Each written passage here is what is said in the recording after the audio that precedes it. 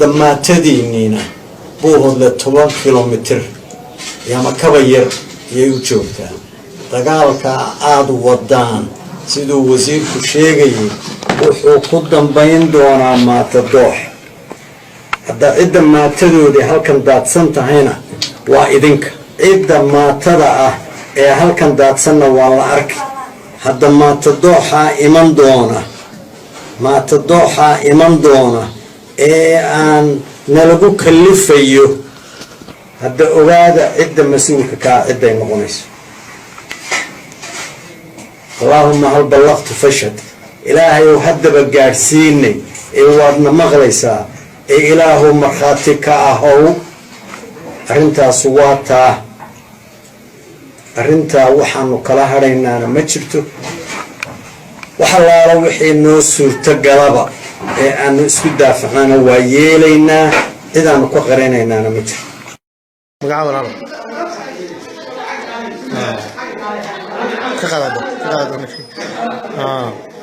مقاولة مصطفى مصطفى سعيد بالقيا عروي مقاولة على حبته الله يسكاك على سمع يا دي كلام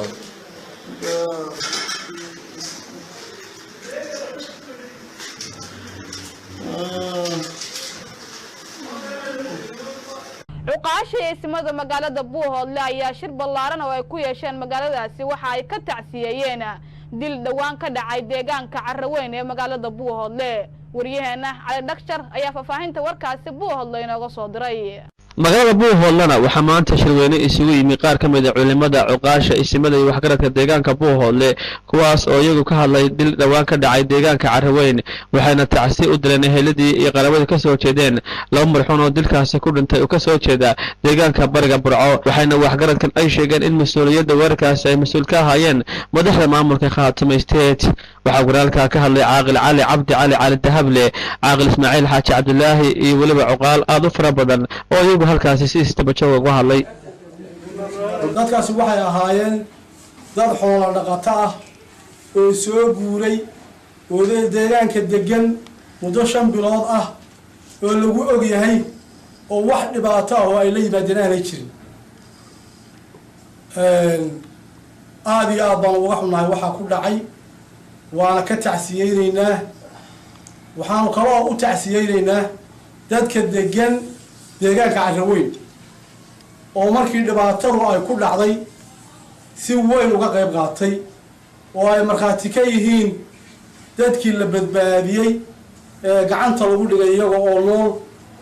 kuwii dhaawacmay ee la soo bambaaniyay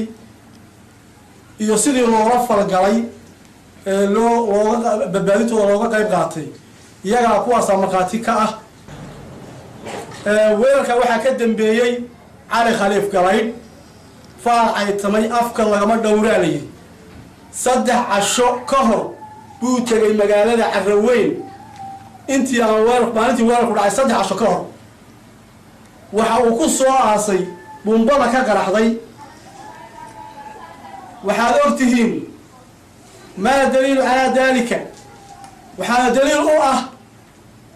وحوكوها الضي oo saxaafadihii u dambeeyay khudbadihiisi ka mid ahayd inaanay beeluhu wada deganaan doonin in dhiig badan quban doono in maanta doox dhici doono ma oran ciidamada Soomaaliland ma la dagaalanayna maanta doox baa dhacay mar hore iyo mar dambe waxaan cadeynaynaa oo sheegaynaa inay ka dambeeyeen dad mas'uuliyiin sheeganaya horena loo magacaabay inay falka ka dambeeyeen baacad wax ku kaliifay garan mayno shaydaan baa ku kaliifay nabad waa dad nabadda liid ku ah waa dad nolosha liid ku ah waxaan leenahay Allah soo hadeeyay ayagana Allah soo hadeeyo dibka meesha ka dhacday waxa mas'uuliyadeeda qaadaya oo ilaahayna kala xisaabtamaya annana aanu ku ognahay maamulka خاتمه أو مسؤولية علي خليف كلايب iyo mudane surayo maamulkaas ay xukumaan ayaa tuurta ay u saaranta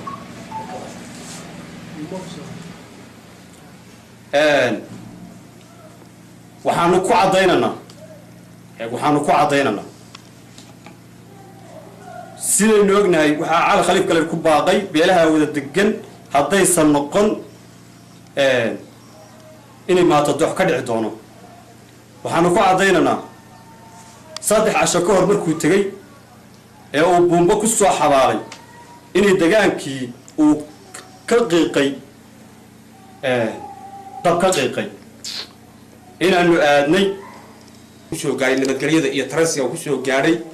talada waxaa gacanta ku haya odayaashu ha lagu soo celiyo talada dhaqanka siyaasadahan iyo waxaana laga baxo danta iyo ha loo jeesto waxqabadka iyo nolosha maamulkaasaa dhibkaa geystay waxa weeyaan ilaahayna waxaan baryaynaa waa naga maqayo isna lagu soo celin ilaahay saasaan ku barayno cali khaliif waa fitanka taris weeye meel allaale meeshuu tago waa nin uu dhib la tegaya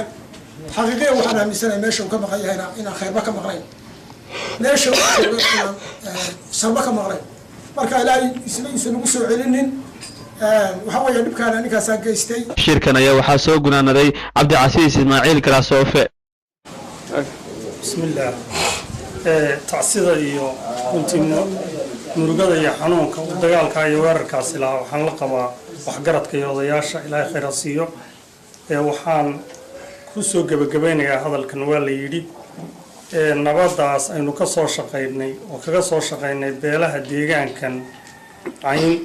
iyo beesha bariga burco dilaac gaaray ama maaragtay nabarka ku dhacay waxaan soo jeedinayaa inaynu u midowno inaynu tolanno inaynu ku soo celinno meeshiisii inaynu sharwadayaasha